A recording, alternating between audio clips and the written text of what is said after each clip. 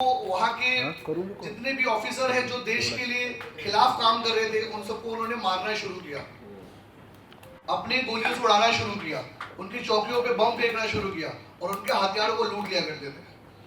तब रानी विक्टोरिया को पता चला कि ब्रिटिश राज में कोई ऐसा व्यक्ति भी है जो हमारे मगध भारत से है और वो देश की आज़ादी के लिए इतना हाहाकार मचा रखा उसने।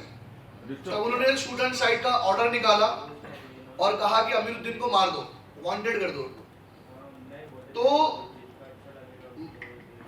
अमीरुद्दीन साहब पटना से, यानी कि पाटलिपुत्रा से जहानाबाद की ओर फरार हुए, फरारी काटी। तब रोलक एक्ट बहुत अपने जोश में था कि भाई हमें तो बस हुक्म मिलना है जनरल डाइन से और हम कुछ भी कर गुजरेंगे। तो उन्होंने बिहार जहानाबाद भेजा इनके पास, इनको खत्म करने के लिए। इनकी हाइट लगभग 6.5 फीट हुआ करती थी और इनकी आवाज रज़ा मुराद जैसी आवाज जैसी थी। तो ऐसे चलते थे, घोड़े पे चलते थे उस टाइम पे, सन 1880 की बात बता रहा हूं, घोड़ों पे चलते थे। फिर उसके बाद जब जिनको पता चला जहानाबाद में रोलक एक्ट आ रही है, जंग होने वाली है देश के लिए, और जो रोलक एक्ट वो है जो जलियांवाला बाग में जिसने भी अटैक किया था, तो उन्होंने 400-500-700 लोगों का अपना पूरा संगठन बनाया और कहा कि हमें इनसे लड़ना है। और वो लड़ते लड़ते लड़ते लड़ते उस अंग्रेजों की गोलियों के शिकार हुए और शहीद हुए। जब ये शहीद हुए थे तो इनके शहीद होने तक लगभग इस खानदान के 300 लोगों की हत्या कर दी गई थी, जो कि खानदान हमारा बिहार और कोलकाता में रहा करता था। तो घरों में घुसते थे, कितने 23 लोग हैं मार दो, कितने 45 लोग हैं खत्म कर दो, ऐसे करके मारा जाता था, क्योंकि अमीरुद्दीन से सब जुड़े हुए थे। और अमीरुद्दीन वो जो कि सबसे बड़ा जंगजू हुआ करता था उस टाइम का। तो उसके बाद मौलाना मोहम्मद अली जिन्ना ने अपनी पार्टी फाउंड की थी 1912 में, all India Muslim league party. उस पार्टी के कमांडर उन्होंने इनके बेटे शमसुद्दीन साहब को बनाया कि आप पार्टी के कमांडर बन जाइए और देश की आज़ादी में क्रांतिकारी के तौर पे आप आगे इस पीढ़ी को बढ़ाइए, इस कार्य को बढ़ाइए। तब इन्होंने नेताजी सुभाष चंद्र बोस जी के साथ मिलकर, सरदार वल्लभ भाई पटेल जी के साथ जुड़कर, नेहरू जी के साथ जुड़कर और गांधी जी के साथ जुड़कर देश की आंदोलन में साथ दिया। इसके बाद इनके बेटे लगभग 14-15 साल के थे, मोहम्मद गुलाम रसूल 14-15 साल के थे उस टाइम पे। तो मोहम्मद गुलाम रसूल साहब ने भी ये सोचा कि मेरे पिताजी जिस तरह से आगे बढ़ रहे क्रांतिकारियों के साथ आंदोलन करें, तो क्यों ना मैं भी करूं। इन्होंने अपने कुछ लोगों का ग्रुप बनाया, संगठन बनाया और इन्होंने सेम इनके नक्शे कदम पे चलना शुरू किया कि अब जहानाबाद में जितने भी ब्रिटिश राज्य की चौकी है उन चौकियों को उड़ाऊंगा मैं।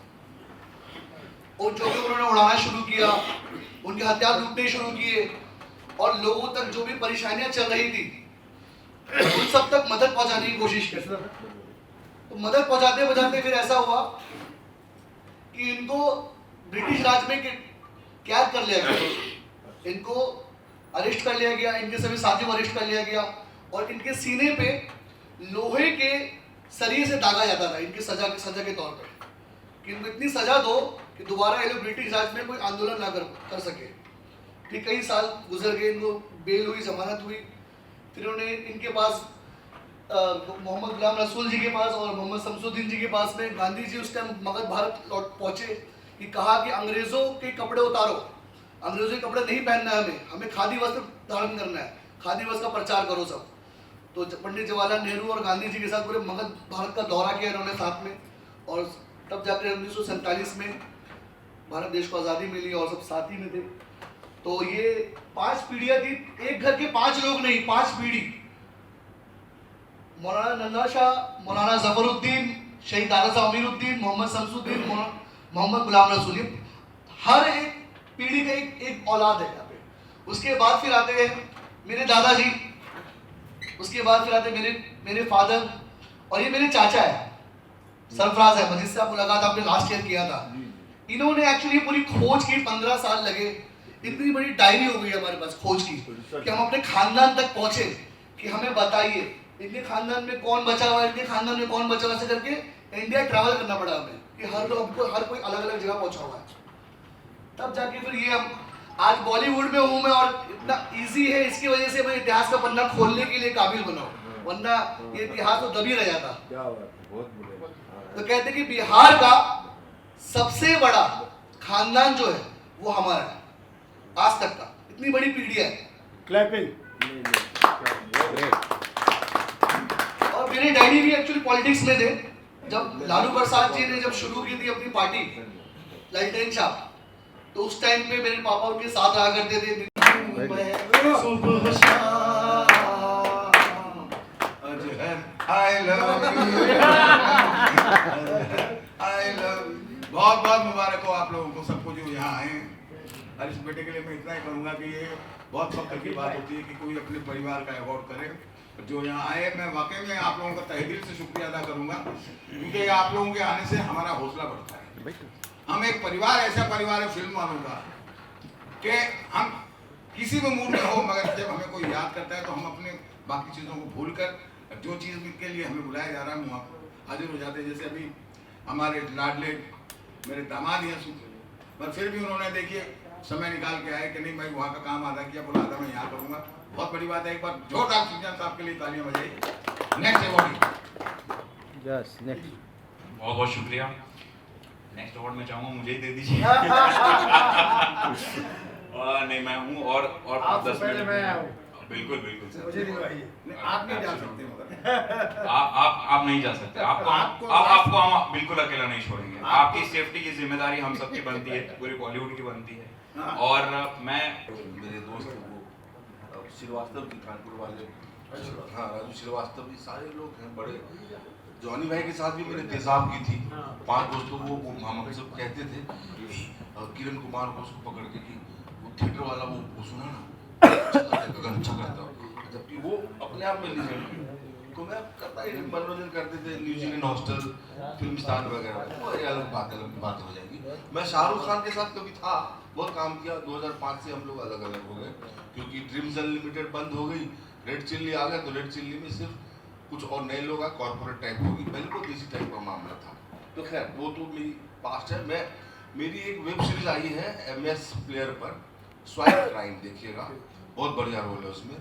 और हॉट स्टार ये लव, हाँ नहीं लव हॉस्टल और कोरी एक प्रेम कथा, ये है ZEE5 पर।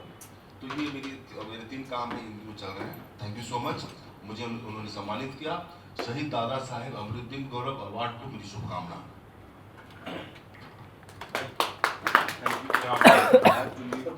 मैं सुनील पाल जी से रिक्वेस्ट करूंगा, गगन जी को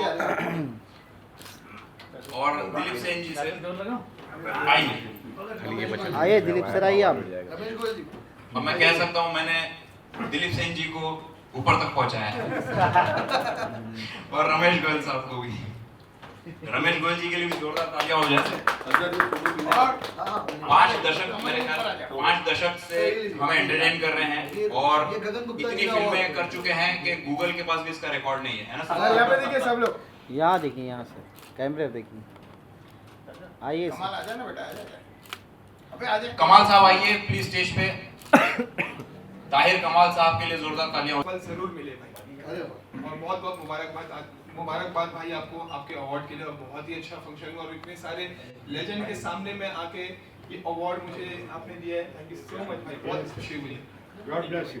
भाई ये जो आप मेहनत कर रहे हो ना, जितना मेहनत आप कर रहे हो और करते रहते हो, आपका दिन आपका रात सब देखता होगा, और वो आपकी वीडियो में रिजल्ट बताता है कि आपकी वीडियो कितने मिलियंस में वायरल होती है, आपका अकाउंट कितने मिलियंस से वायरल हो रहा है, आपका यूट्यूब अकाउंट कितना मिलियंस से वायरल हो रहा है। वो आपकी मेहनत है, आपकी मेहनत, और आपकी मेहनत के साथ साथ आपके दोस्तों का जो संगत है, आपका जो दोस्तों का जो सफर है, वो सब नजर आता है भाई। ये उसका ये फल है, ये उसका फल है भाई, पूरी टीम की मेहनत है। एक मेहनत मैंने आपकी भी कल ही देखी है। कल आप इस अवार्ड के बारे में सिर्फ बात ही कर रहे थे और आज इतना बड़ा फंक्शन अरेंज हो गया, बहुत बड़ी बात है। लव यू भाई। भी हमें ज़रूरतें होती है, जो हमारी नीड्स है, रिक्वायरमेंट्स है, उन सब की जिम्मेदारी, क्योंकि कई बार ऐसा होता है कई जगहों पे कि बुला लेते हैं बट वो मान सम्मान नहीं मिलता, वो स्टे जो प्रॉमिस करते हैं वो नहीं मिलता, या बहुत सारी अन्य चीज़ें हैं। लेकिन सबसे पहली प्रायोरिटी इस इंसिडेंट के बाद ये हो गई कि सिक्योरिटी, तो आप सिक्योरिटी का प्लीज़ ख्याल रखें, मैं वही रिक्वेस्ट करूँगा। और हम सब स्टेज पर हैं, पूरे बॉलीवुड की तरफ से हम ये रिक्वेस्ट करते हैं कि आप आर्टिस्ट हम हैं आप ही के लिए, पब्लिक के लिए, लोगों के लिए, बट हम अपने वक्त को निकाल रहे हैं, हमारी सेफ्टी की जिम्मेदारी आपकी है, जो बुला रहा है ना, जिन्होंने बुलाया है। सो इसी के साथ मैं चाहूँगा कि सुनील पाल साहब, अब इनकी तारीफ में मैं क्या कहूँ, इनकी तारीफ तो हर खूबसूरत लड़की कर रही है एलेना अवार्ड से, ये तारीफ के काबिल है या नहीं? ऑफ कोर्स, उसने मेरी तारीफ के लिए हिंदी सीख ली भाई। क्या बात है। इसी बात पे मैं एलेना को भी स्टेज पर बुलाना चाहूंगा। जोरदार तालियां हो जाए एलेना टुटेजा के लिए। और अभी हाल ही में इनका बहुत ही जबरदस्त कमाल गाना रिलीज हुआ है, जिनको डायरेक्ट किया है अजहर हुसैन साहब ने। उस गाने के बोल ही है कमाल है कमाल है कमाल, राइट। सो ये गाना मेरी आवाज में बहुत बेसुरा लगा, आई नो दैट, बट गाना बहुत अच्छा है। मेरी आवाज पे मत जाइए, आप जाके YouTube पे गाना देखिए। और मैं चाहूंगा कि इस गाने के बारे में एलेना कुछ कहे, उससे पहले मैं चाहूंगा एलेना अपनी हिंदी में सुनील पाल जी के लिए कुछ कहे।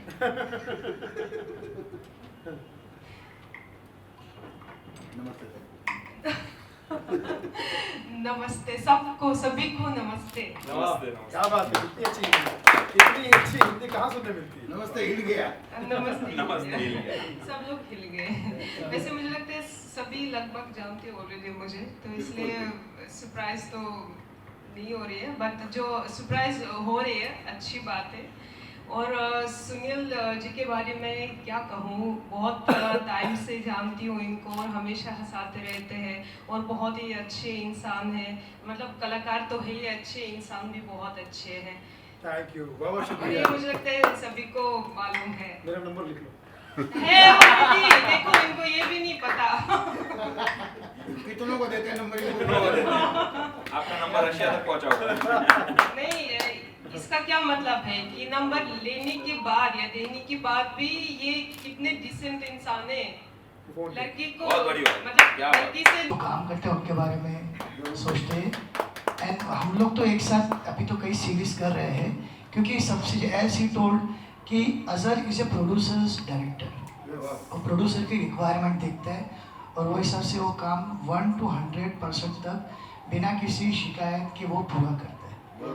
तो एवरी प्रोड्यूसर डिजर्व्स सच ए डायरेक्टर। और सेकेंडली प्रोड्यूसर चाहता है कि उसकी जो फिल्म है वो बिके, तो ये बंदा वो बिकवा के भी देता है। तो इससे बड़ी खुशी की बात क्या है कि मैंने थोड़े लाख लगाए तो थोड़े ज़्यादा लाख मिल गए, इससे बेस्ट बंदा हो नहीं सकता।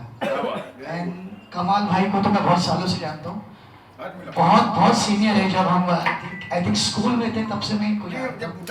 नहीं सर, नहीं, लेकिन हम इनको बहुत साल से जानते हैं। और इंडस्ट्री में लाने वाले मुझे कमाल भाई है, इन्होंने मुझे दुनिया दिखाई क्या होता है। यस, वाकई में सिखाया मुझे कि बॉलीवुड में कैसे गाना कमाल है, मगर उसमें कमाल नहीं था। नहीं, Kamal was busy. I think you are in Dubai, I think Dubai में थे कहीं भाई साहब, हमने कांटेक्ट किया था। और डेफिनेटली दिलीप सेन साहब के बारे में बोलते ना कि सूरज को आप दिया दिखाओ, वैसे सूरज है और हम छोटे दिए ऐसे। So and one of the most senior artist Ramesh Goyal साहब, without any percent of ego, कहीं भी बोला है सर आ जाते हैं। और कॉमेडी के बादशाह, he is a producer, he is an excellent actor. मैंने इनकी सभी फिल्में देखी है सर। इनकी फिल्में देख के मैंने सीखा है कि फिल्म प्रोड्यूस कैसे की जाती है। जो तरीके से सुनील भाई प्रोड्यूस करते हैं वो समझ में आता है कि बंदे का चेहरा मुस्कुराता है पर दिमाग बहुत तेज चलता है। सुनील भाई के लिए एक बार जोरदार ताली होता है। एंड रशिया से आई थिंक मैडम आप आइए ना, अब भी आई। तो सर कैटरीना कैफ का रिप्लेसमेंट अपने को मिल गया है, वो बाहर आ गई है, मैम साहब अंदर आ गई है। अली, हाँ, कैटरीना बाहर, अलीना अंदर, साथ में अजहर। तालियां हो जाए। और मैं भाई सुफियान भाई को फिर समय देता हूँ। नहीं, इनको भी लो। कमाल भाई आप भी आइए सर। कमाल भाई आप कुछ बोलिएगा। सबको अस्सलाम वालेकुम, नमस्कार। अजहर भाई के लिए अजहर भाई की जितनी तारीफ करो, बाकी तो भी लेजेंड है, सबके बारे में तो 2 शब्द बोलूँगा। अजहर भाई की जितनी तारीफ करो उतनी कम है, क्योंकि ये जब फिल्म इंडस्ट्री में आया था ना, एकदम बच्चा सा था। और मैं इसे तभी से जानता हूँ, यानी मैं भी बच्चा ही था। तो लेकिन इसने यहाँ तक पहुँचने के लिए बहुत संघर्ष किया और बहुत ज़्यादा संघर्ष किया, भूखा भी रहा, फुटपाथ पे भी रहा, हर तरीके से इसने जिंदगी जी है। तो मैं इसकी जितनी भी तारीफ करूँ अजहर की उतनी कम है। तो जोरदार तालियां बजाइए जरा अजहर हुसैन के लिए कि बहुत मेहनती लड़का है और रियली ये सबके बारे में सोचता है। जब भी कोई काम करेगा तो सबको कुछ ना कुछ दिमाग में रख के करता है। हमारे बड़े भाई की तरह हमेशा सुनील पाल जी, इनकी जितनी भी तारीफ करो कम है, क्योंकि ये हमेशा भाई की एक भाई वाला किरदार निभाते हैं हम सबके साथ में, यानी मेरे साथ ही नहीं, हम सबके साथ में। इनका जो नेचर है, व्यवहार है, कभी भी किसी बात के लिए, किसी चीज के लिए कोई मनादगी नहीं है। और हमेशा इन्होंने भी जितना संघर्ष किया है अपनी जिंदगी में, आज जिस मुकाम पर है पूरा वर्ल्ड इनको जानता है, फिर भी ये हम लोगों के बीच में एक आम आदमी की तरह आके, एक भाई की तरह, एक बड़े भाई की तरह आके सबको प्यार लौटाने के लिए बीच में आ जाते हैं। एक बार जरा जोरदार तालियां बजा दीजिए सुनील पाल जी के लिए। हमारे दिलीप सेन साहब, इनको सब प्यार से फिल्म इंडस्ट्री में चाचा बोलते हैं।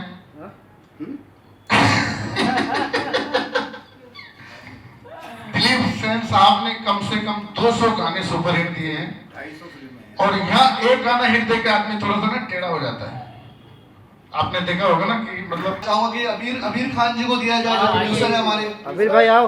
हमारे न्यूज मीडिया के मार्केटिंग होल्डर अबीर खान जी। अबीर खान जी आइए।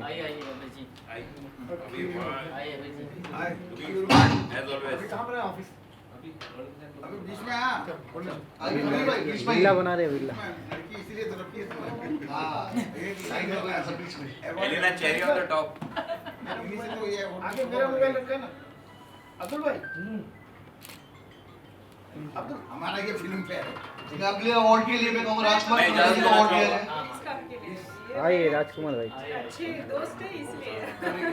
आइए सेंटर ये में। सिर्फ अवार्ड नहीं है, ये शहीद दादा साहब अमरुद्दीन का योगदान है जो आपके हाथ में है।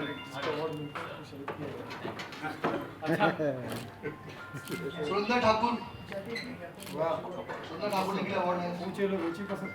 आइए सुरेंद्र जी, अब सब आइए बीच में आइए। आइए आशीर्वाद दीजिए सबको। यहाँ पे देखिए जीत कपूर।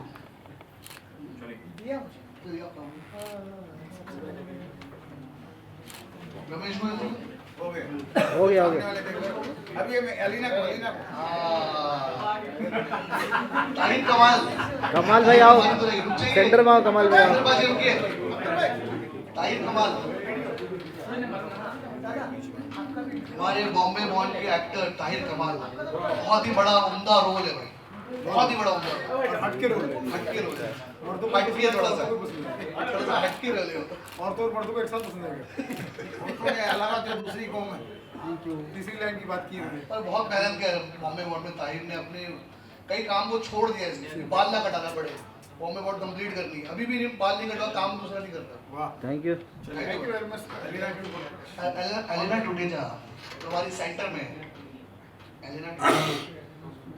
एलिना टूटेजा ने मेरे साथ में लास्ट में जो म्यूजिक वीडियो किया है ना, बहुत बढ़िया किया तुमने। उससे मेरी दोस्ती बहुत अच्छी हो गई, जबकि पहचानते हैं बहुत सालों से। आइए हाथ लगाइए।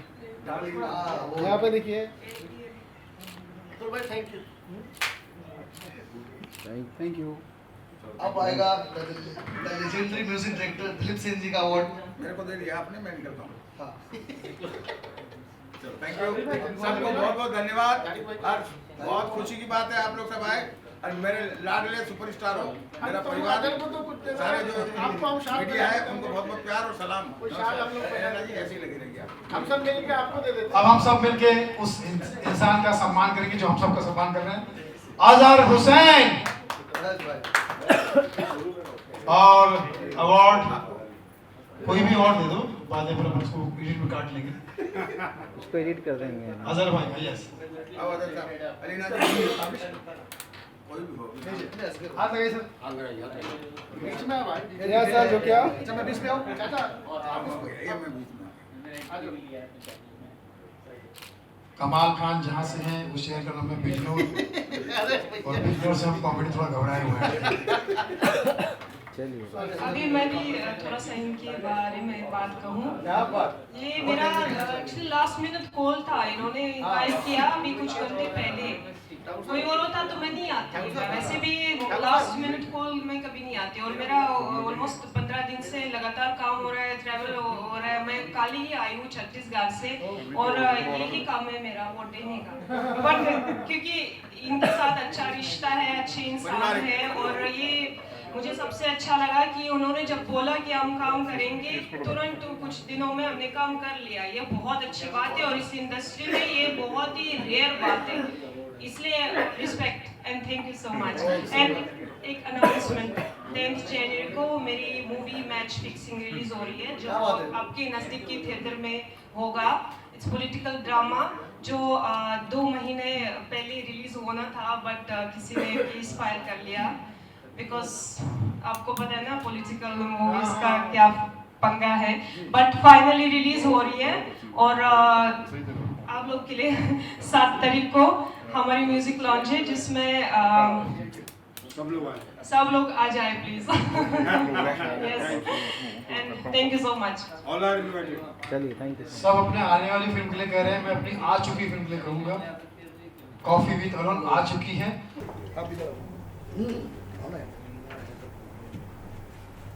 भी देखना होता है, इतने सारे लोग अवार्ड देने, वाह। सब देखने आजा। राजकुमार जी आइए प्लीज। अरबाज भाई आइए जरा स्टेज पे, आइए जरा आगे जी स्टेज पे आइए। थोड़ा पारदा जी के थोड़ा सा आइए, फोटो सेशन हमारा हो जाएगा। ये तो कीर्ति लक्ष्मीकांत प्यारेलाल जी यहाँ पे देखिए, और बहुत ही अच्छे डायरेक्टर हैं, इंटरनेशनल फिल्म्स के लिए अवार्ड जीत चुके हैं। Thank you. हो गया। क्या कुछ बोलना चाहेंगे? इतना खास एक शहीद के नाम से आपको अवार्ड नवाजा गया है। शहीद दादा साहब जी के नाम पे ये अवार्ड जो सबको मिला है, बहुत बड़ा सम्मान है। शहीद जो होते हैं वो तो मतलब ये समझते कि उनका ऋण हम चुका नहीं सकते, उनका उपकार हम नहीं चुका सकते, शब्दों में नहीं, किसी तरह से नहीं। तो ऐसे महान व्यक्ति के नाम से अगर कोई चीज़ हमसे जुड़ती है तो वो एक हमारे लिए भी बहुत बड़ा सम्मान हो जाता है। तो मैं अज़हर और उनकी फैमिली का बहुत धन्यवाद करता हूँ कि इतना ग्रेट अवार्ड मुझे जैसे नाचिस कलाकार को मिला। मुझे बहुत ताकत आई है, और मैं चाहता हूँ कि हमारे शहीद दादा साहब का आशीर्वाद हम पे बना रहे, हम अच्छा काम कर सकें और लोगों तक पहुँचा सकें। हमारी फिल्म जो आई है कॉफ़ी विद अरुण, उसको भी आशीर्वाद दीजिए। जी मैम, आप क्या कुछ बोलना चाहेंगे? मैं भी दिल से शुक्रिया कहना चाहूँगी, क्योंकि हम आर्टिस्ट के लिए हमेशा इम्पोर्टेंट होता है जब हमारे काम के लिए हमें कोई अवार्ड मिल रहा है, इसका मतलब हमें अप्रिसिएशन मिल रहा है, तो बहुत अच्छा लगता है। क्योंकि मैं खुद ही जाके बहुत सारे अवार्ड्स देती हूँ लोगों को, पर जब खुद को मिलता है उसका जो फीलिंग है वो अलग ही है। So definitely thank you so much. और नाम भी कितना अच्छा है, तो मैं बहुत खुश हूँ। और एक और खुशी की खबरी है, मैं शेयर करना चाहूँगी। मेरी मूवी जो 2 महीने सेट की हुई थी, फाइनली रिलीज़ हो रही है 10 जनवरी को, match fixing. It's a political drama. उसमें जो मेन हीरो है वो विनीत कुमार सिंह है, जो मुक्काबाज की हीरो है, और साथ में मनोज जोशी भी है।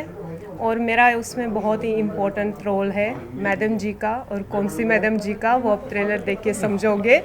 तो please we need your best wishes and support. Thank you. सबसे पहले तो भाई सुनील पाल वाकई बहुत अच्छा बोले, जो उन्होंने बोला यही मेरे जहन में चल रहा था। और दूसरी बात, लाफ्टर चैलेंज के ये विजेता रहे हैं, तो तब भी ये चैलेंजर थे, और अब रियल लाइफ में जो इनके हुआ है, इनके साथ जो वाक़या हुआ है, उस पर भी ये चैलेंजर उभर के निकले हैं। तो इस बात पर तालियां हो जाए। तो वाकई मानना पड़ेगा कि अब तक हम फिल्मों में, रियल लाइफ में देखते आए थे, वो उनके साथ रियल में हुआ। उन्होंने बाकायदा जैसे लाफ्टर चैलेंज में सबका मुकाबला किया, ठीक वैसे ही यहाँ भी मुकाबला किया, और बाहर आपके सामने आज, तो ये अपने आप में बहुत बड़ी बात है। और रही बात अज़हर हुसैन साहब की, तो कहाँ ये, हाँ अज़हर भाई आपके लिए तो वाकई ये अपने आप में बहुत सौभाग्यशाली है कि अमीरुद्दीन साहब के ये रिलेशन में लगते हैं, उनके परपोते हैं, और आज उनका नाम इस तरह से ये सम्मिलित कर रहे हैं सबके बीच में, और हौसला अफजाई इसी बहाने हो रहा है। लोगों को एक प्रेरित, एक जागरूकता हो रही है इससे कि नहीं, ऐसा कुछ होना चाहिए। और अगर इसी तरह ये अपना कायम रखे, ये यकीनन ये एक दिन ये प्रोग्राम बहुत बड़े स्तर पर होगा, और उस प्लेटफॉर्म में आप सब हम रहेंगे, वहाँ शिरकत करेंगे। यही आशा के साथ, यही उम्मीद के साथ, उम्मीद करता हूँ कि आप उम्मीद की आशा स्टार प्लस पे मेरा चल रहा है वो कार्यक्रम देख रहे होंगे, प्राइम टाइम 9 बजे।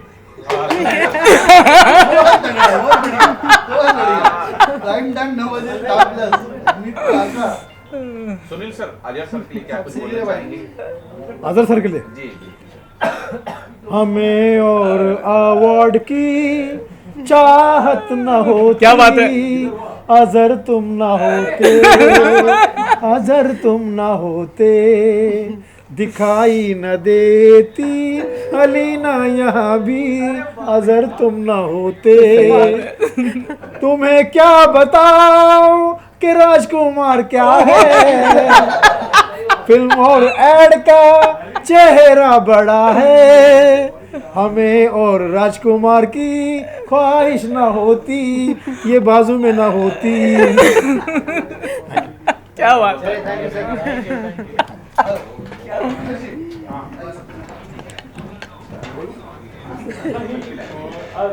भैया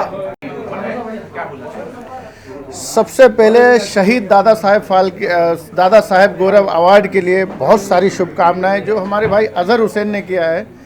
अजहर हुसैन को बहुत सारी शुभकामनाएं देते हैं ताकि वो इसी तरह से प्रोग्राम फंक्शन करते रहें और सब कलाकारों को, हर फील्ड को अवार्ड देते रहें। आज मुझे ख़ास बात ये कहनी है, 2 बातें मैं ये कहना चाहता हूँ कि मैं, जैसे कि बहुत सारी न्यूज़ आप देख रहे होंगे सुनील पाल जी के लिए, बहुत सारी न्यूज़ वायरल हो रही है जो घटना हमारे बिजनौर से ताल्लुक़ रखती है। तो मैं पूरे बिजनौर की तरफ से सुनील भाई से माफ़ी मांगता हूँ कि मैं 20 सालों से यहाँ पर संघर्ष कर रहा हूँ और इतनी मेहनत कर के नाम होता है, नाम कमाने के लिए बहुत मेहनत करनी पड़ती है, और हमारे भाई ने इस कदर संघर्ष किया और वहाँ के लोगों ने इनके साथ इस तरह का दुर्व्यवहार किया, उसके लिए मैं बहुत क्षमा चाहता हूँ, बहुत क्षमा चाहता हूँ मैं सुनील भाई से, पूरे बिजनौर की तरफ से, और बिजनौर वासियों से भी मैं एक बात कहना चाहता हूँ कि आप बम्बई शहर से जो भी कलाकार आए उसको खूब सम्मान दें, खूब सारा प्यार दें, लेकिन आपने आज ऐसा कर दिया, कोई भी कलाकार को अगर ये बोलोगे कि बिजनौर आ जाओ तो कोई भी कलाकार बिजनौर आना नहीं चाहेगा। जिस तरह की ये घटना हुई है, तो इस तरह की कृपया घटना ना करें, कहीं से भी कलाकारों का खूब सम्मान करें, क्योंकि कलाकार इतनी आसान से बनता नहीं है। आप देख रहे हो कि मैं इतने सालों से संघर्ष कर रहा हूँ, इतनी आसानी से कलाकार नहीं बनता है। कलाकार जब भी आए, जिस जगह भी आए, ऐसा नहीं कि बिजनौर आए, कलाकार जिस जगह भी आए उसका सम्मान करें, खूब सम्मान करें और खूब सारा प्यार दें, हमें भी और हर एक कलाकार को। धन्यवाद। सर, आप क्या कुछ बोलना चाहेंगे? नमस्कार, मैं बॉलीवुड एक्टर रमेश गोयल। सबसे बड़ी बात यह है कि नई साल परसों से है, आज 30 दिसंबर है, कल 31 दिसंबर है और परसों 1 जनवरी आ जाएगी, नई साल 2025 शुरू हो जाएगी। तो ये बहुत अच्छा मौका है कि नई साल से पहले हम लोगों को ये ऑक्सीजन मिल रही है, अवार्ड मिल रहा है। अवार्ड हमारे लिए, सीनियर एक्टर और सभी एक्टरों के लिए ये एक तरह से ऑक्सीजन है, हमारा हौसला बढ़ता है, हमको ज़्यादा से ज़्यादा काम करने की इच्छा करती है। और जिस तरह से मुंबई में ये फंक्शंस के जो दौर चल रहे हैं, हमको हर जगह बुलाया जाता है और हर जगह अवार्ड मिलते हैं, तो हमारे लिए बहुत बड़ी बात है, बहुत खुशी की बात है। और मैं चाहूँगा प्रेस मीडिया से कि हमको ज़्यादा से ज़्यादा लोगों तक पहुँचाएँ, जिससे कि हम जिस मकसद से मुंबई में एक्टर बनने आए थे वो हमारा मकसद पूरा हो। वैसे मीडिया हमेशा हमारे ऊपर मेहरबान है, सब लोगों पर मेहरबान है, और जिस तरह से पब्लिक यहाँ पर आई हुई है सबको भी बहुत बहुत धन्यवाद। आप सब लोग आए, मेरी तरफ से बहुत बहुत धन्यवाद। और इस तरह से कल पूरी फिल्म इंडस्ट्री नई साल मनाए, हम भी शामिल होंगे, मज़ा आएगा। 2025 की शुरुआत होने जा रही है। All the best, good luck, bye bye, Jai Hind. नए साल की बहुत सारी शुभकामनाएं। इतनी महान हस्तियों ने जब सब कुछ कह दिया है तो मेरे लिए कहने के लिए कुछ बचा नहीं, बट हेलो नमस्कार, मेरा नाम पार्था अकेरकर है, मैं बॉलीवुड एक्टर, राइटर, डायरेक्टर हूँ। रमेश जी ने इतनी बढ़िया बात कही तो मेरे पास अभी कहने के लिए कोई शब्द बचे नहीं है, बट अजहर हुसैन जी ने मुझे इस अवार्ड से नवाजा है। ये शहीद दादा साहेब अमीरुद्दीन जी के नाम से जो अवार्ड है, इसके लिए मुझे ये सम्मान देने के लिए बहुत बहुत शुक्रिया।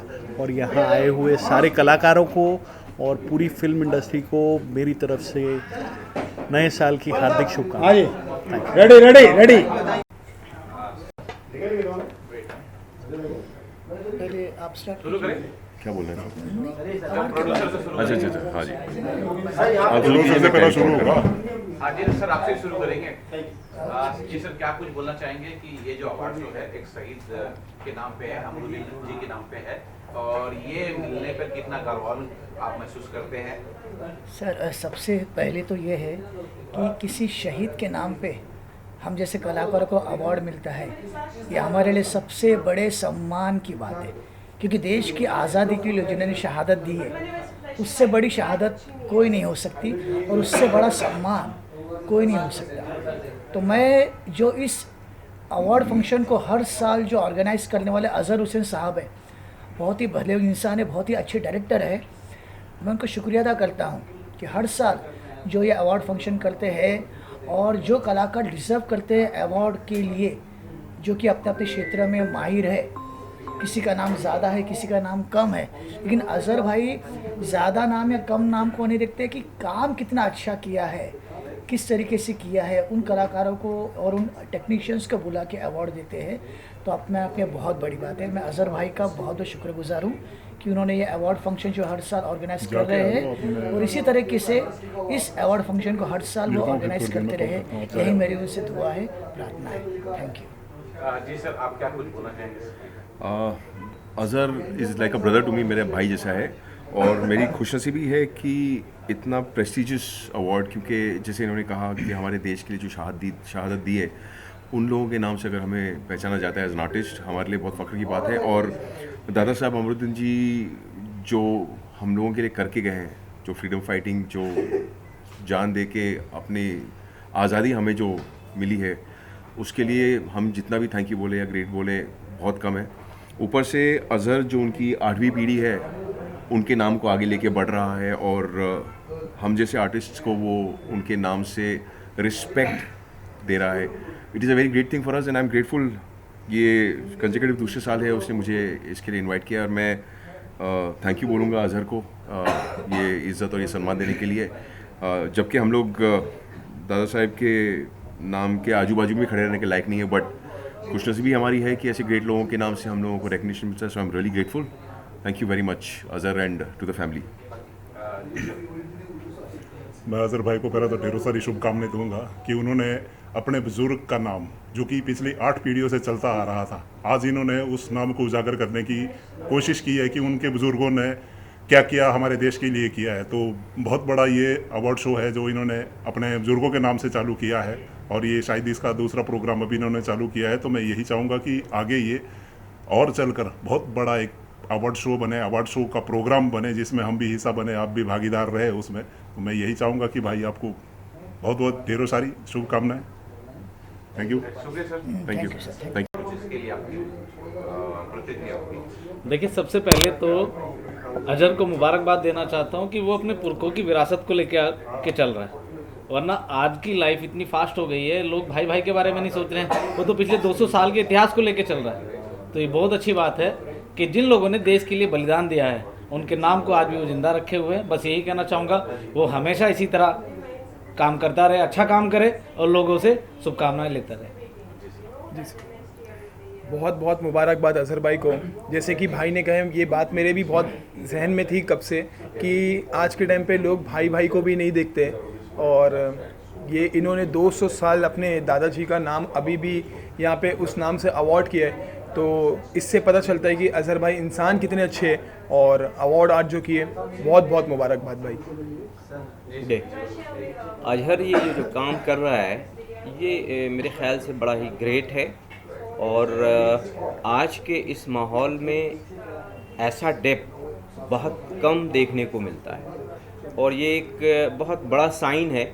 हो सकता है ये चीज़ आगे चल के बहुत बड़ी बने, और हमारी तरफ से मुबारकबाद है अज़हर को, उसकी सोच को, उसकी समझ को, और इंशाअल्लाह वो कामयाब होगा।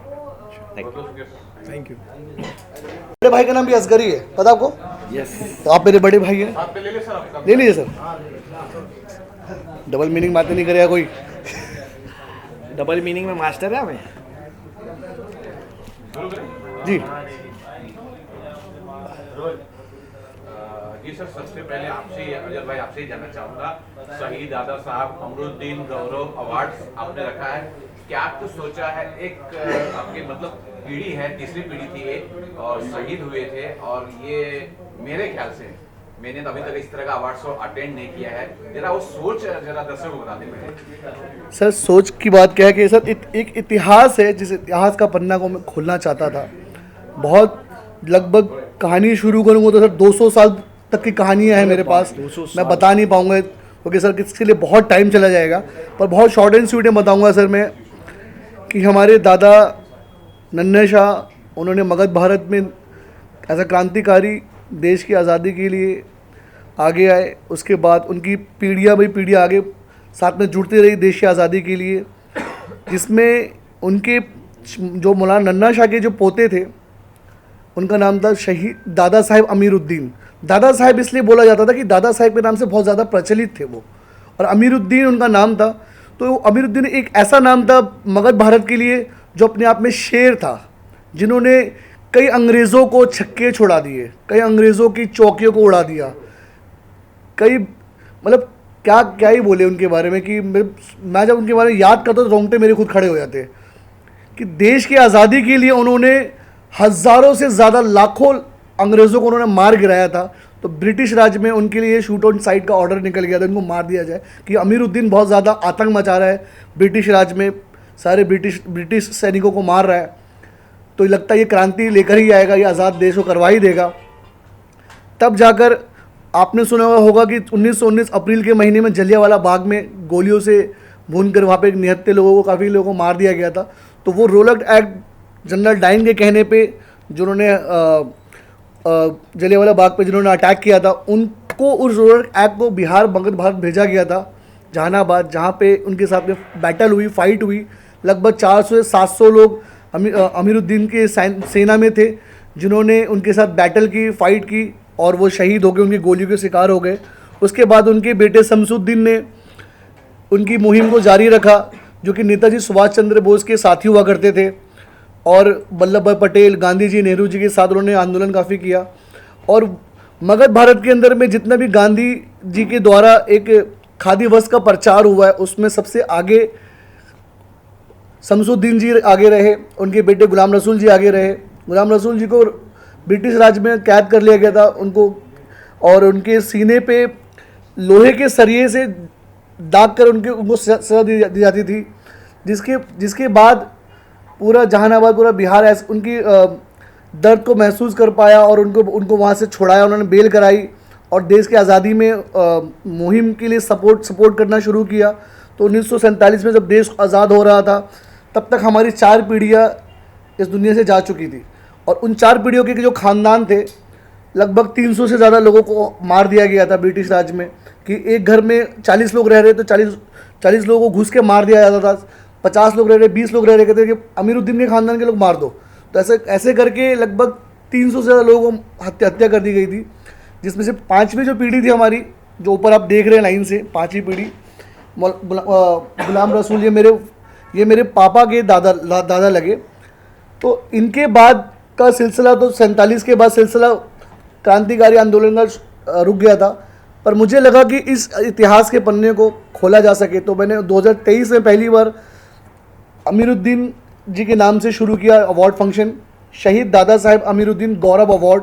और सबसे बड़ा ज़रिया ये था कि मैं फिल्म इंडस्ट्री में एक सिनेमा डायरेक्टर के तौर पे जाना चाहता हूँ, तो मुझे लगा कि सबसे ईजी है लोगों तक अपनी बात पहुँचाना, इतिहास के पन्ने को खोलना, ताकि हमारा ख़ानदान का जो इतिहास दबा दिया गया उसको मैं लोगों तक लेकर आऊँ, कि देश की आज़ादी में किसी एक घर के 5 लोगों ने देश की आज़ादी में अपनी आहुति नहीं दी है, 5 पीढ़ियों ने आहुति दी है।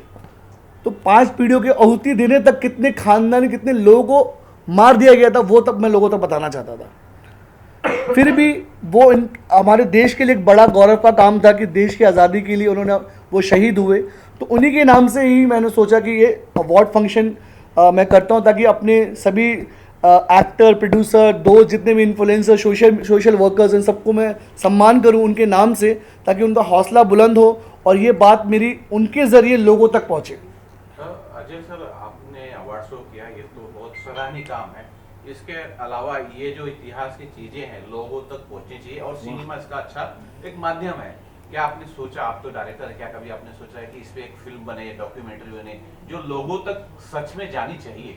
मैं इस पे एक्चुअली इसका पूरा क्रेडिट मैं देना चाहता हूँ अपने चाचा को, सरफराज अहमद जी को। उन्होंने 15 साल तक पूरे बिहार और पूरे हिंदुस्तान की सभी जगह उन्होंने ट्रैवल किया अपने ख़ानदान के लोगों से मिलने के लिए, और वो 200 साल पुराने के इतिहास तक पहुँचे, और लगभग 2 बैग भर के लगभग हमारे पास डायरी लिख के उन्होंने सबको इकट्ठा किया इतिहास को। और उसके बाद जब उन्होंने मुझे बताया, तब मैंने इस बारे में डिसाइड किया था कि हम इसके ऊपर एक सिनेमा बनाएंगे, एक फिल्म बनाएंगे। और फिल्म क्या होती है, जो लोगों को बता के नहीं, दिखा के जब चीज़ें सामने पेश करते तो ज़्यादा लोगों को समझ में आता है। तो हमने इसका नाम रखा था हिस्ट्री ऑफ जहानाबाद, जिसका अनाउंसमेंट हम लोग ऑलरेडी कर चुके हैं, हिस्ट्री ऑफ जहानाबाद, जिसके लिए मैं अभी तैयारी कर रहा हूँ उसकी इस फिल्म को बनाने के लिए। पर अभी साथ साथ इसकी किताब भी लिखी जा रही है, स्क्रिप्ट तो हमारी कंप्लीट हो गई है, अभी किताब भी लिखी जा रही है। तो हम किताब को और फिल्म को एक साथ लॉन्च करना चाह रहे हैं, और चाहते हैं कि हिंदुस्तान के सभी गवर्नमेंट के जितने भी जो शहीद घराना है, जितना भी शहीद घराना है, उन तक हमारी बात पहुँचे, ताकि वो लोग भी उजागर हों और हमारे सामने हमसे जुड़े इस मुहिम में। अजय सर, ये भी जानना चाहता हूँ, क्योंकि ये बहुत ऐसी चीजें इतिहास का योग पन्ना है जो अनछुआ है और लोग जानते नहीं हैं, तो अगर बता सकें कि कौन किरदार ये प्ले करेगा और कौन कौन से लोगों की एक लंबी सी चीज है। जैसे कि शहीद दादा साहब अमीरुद्दीन के बारे में बात की जाए, शहीद दादा साहब अमीरुद्दीन जी का कद जो था वो 6.5 फीट उनकी हाइट थी। घोड़े से चलते थे अक्सर, वो सहाफा बांधते थे और उनकी आवाज़ रज़ा मुराद जैसी थी। तो मैंने सबसे पहला प्रायोरिटी रज़ा मुराद जी को सोचा है कि अगर मैं उनका प्रेजेंट टाइम अगर मैं दिखाना चाहूँ तो रज़ा जी को मैं कास्ट करना चाहूँगा उस जगह पे। और उसके जो यंगेस्ट जो उनको दादा साहब अमीरुद्दीन का जो स्टार्टअप, जब देश की आज़ादी के लड़ना शुरू किया, कहते हैं जवानी का जुनून, तो वहाँ से शुरुआत जब हम करेंगे तो उसके लिए कास्ट कुछ और करेंगे। हाँ, बात काटना चाहूँगा, आपने रज़ा मुराद साहब का नाम लिया जी, तो आप जब भी कास्ट करना चाहोगे तो मेरी जिम्मेदारी उनको लेके आने की। अरे डेफिनेटली, थैंक यू सर। 100% जो भी है मैं लेके आऊँगा। तो इसी तरह से हम लोग हिस्ट्री ऑफ जहानाबाद एक बहुत बड़ी स्टोरी है, तो मेरा प्लान ये है कि हिस्ट्री ऑफ जहानाबाद को, क्योंकि हिस्टोरिकल सब्जेक्ट 200 साल पुराना इतना बड़ा बना नहीं पाएंगे हम लोग, तो हम लोग सोच रहे हैं कि इसको 3D में बनाया जाए, इस पूरी फिल्म को 3D में बनाया जाए, और इसमें पूरा आज का और प्रेजेंट का पूरा पास सब कुछ दिखाया जाए। तो तैयारी तो बहुत बड़ी है, और कहते हैं ना तैयारी बहुत बड़ी तो माल भी उतना चाहिए, तो इसकी पैसे, फाइनेंस एंड प्रोड्यूसर, तो ये सब चीज़ें चल रही है हमारी। जी सर, आप क्या कुछ बोलना चाहेंगे? बस मैं क्या कितना कहूँगा, गौरवान्वित मैं महसूस कर रहा हूं। पूरी हिस्ट्री ने बता दी भाई ने, तो अब मैं तो कुछ बोल ही नहीं सकता। ये मेरे लिए बहुत बड़ी बात है, रिस्पेक्ट अवार्ड मिला है मुझे, और पूरा इतिहास तो इन्होंने बता दिया, तो मैं इसके आगे तो कुछ बोल ही नहीं सकता, सब बता दिया भाई ने। बस thank you so much brother, आपने मुझे बुलाया, और इंशाल्लाह हर साल आएंगे ये अवार्ड ले भाई। बहुत बहुत शुक्रिया sir. Thank you sir. Thank you. टोपी हटा दो, ब्लैक अक्षर ले लेता हूँ क्योंकि बाल ठीक नहीं है। जी युवराज, क्या कुछ बोलना चाहेंगे ये शहीद दादा साहब अमरुद्दीन गौरव अवार्ड शो के बारे में, और किस तरह की तैयारी आपने इस शो के लिए कराई? भैया जो अभी पूरा इन्होंने अरेंजमेंट किया, तो कल भैया भी आए हुए थे, उनका एक शूट था, तो वो गुजरात से आए, और क्योंकि रात लेट नाइट वो आए, तो उनका सारा यहाँ का जो भी अरेंजमेंट था, जो भी सारी चीज़ें थी उन्होंने की, और वो सिर्फ 2 घंटे सोए। उन्होंने मुझे रात में बोला कि युवराज प्लीज़ थोड़ा सा, अगर मतलब एज आ बड़ा भाई उन्होंने मुझसे बोला कि अगर यहाँ पे सारी चीज़ें मैनेज करवा दो मेरे साथ, तो मैंने कहा ठीक है भैया, कोई प्रॉब्लम नहीं है। फिर मैं यहाँ पे आया, मैंने भैया के साथ में पूरे दिन लगाए। भैया ने लगभग, मैं बोल सकता हूँ कि हर जगह उन्होंने दौड़ भाग की, ना वो बैठे ना वो सुकून से सांस लिए। वो यहाँ तक कि जब वो रूम पे भी गए तो वहाँ पे भी वो सोए नहीं, वहाँ पे भी वो काम ही कर रहे थे, फ़ोटोज़, वीडियोज़, एडिटिंग सारी चीज़ें वो कर रहे थे। और उसके बाद में फिर वो यहाँ पे आए, तो रास्ते में भी उनके बहुत सारे काम थे, वो करते हुए आए। फिर यही सारी चीज़ें हैं कि भैया बहुत मेहनत कर रहे हैं, तो बस यही है और कुछ नहीं। बहुत शुक्रिया sir, thank you. Thank you